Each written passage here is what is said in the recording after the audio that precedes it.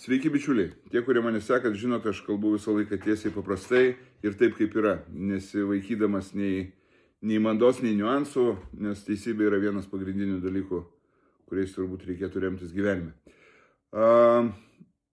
Nesu nei meistras, nei statybininkas, nei landšafto dizaineris, nei sodininkas, nei arboristas, nei dar kažkas tai, bet kadangi gyvenu kaime, visą tai man tenka daryti ir esu dėkingas, kai tai daryti man padeda. Tai kompanija Stoker atsiuntė tokią naujos linijos Lietuvoje įrankių. Linija vadinasi Šepač, tai yra Vokietijos įmonė, turinti gamyklas Kinijoje. Ir šitie įrankiai yra skirti ne profesionalam, o tokiem bičiam kaip aš ir dauguma jūsų, kad tvarkytis namuose, garaže, betonavimo darbus, sodo darbus. Beje, sodo darbai yra tai, kas šiuo metu man yra aktualiausia, nes, kas sekat, žinot, noriu tą akmenų sodą po truputėlį plėsti, su akmenim dirbti, noriu aplinką sutvarkyti, kad būtų labai gražu, noriu terasą iš medžių daryti, nu ten vienu žodžiu, reikalai ir su medžiais reikia tvarkytis. Tai pirmieji įrankiai, kuriuos gavau, kuriuos panaudosiu ir apie kurių panaudojimą tiek parodysiu, tiek papasakosiu, tiek pasidalinsiu, tiek įvertinsiu, yra du pjūklai.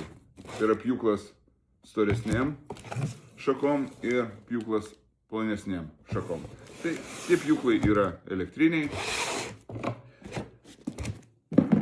jiem baterijos naudojamos, nu vienu žodžiu, čia jau visi viską supranta.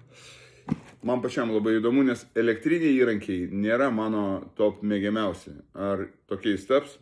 Čia labai įdomus klausimas. Bet pats man smagiausias dalykas, kurio aš niekada neturėjau, niekada nenaudojau ir netgi nežinau, kaip visa tai veikia, pačiam baisiai magai išbandyti, tai yra...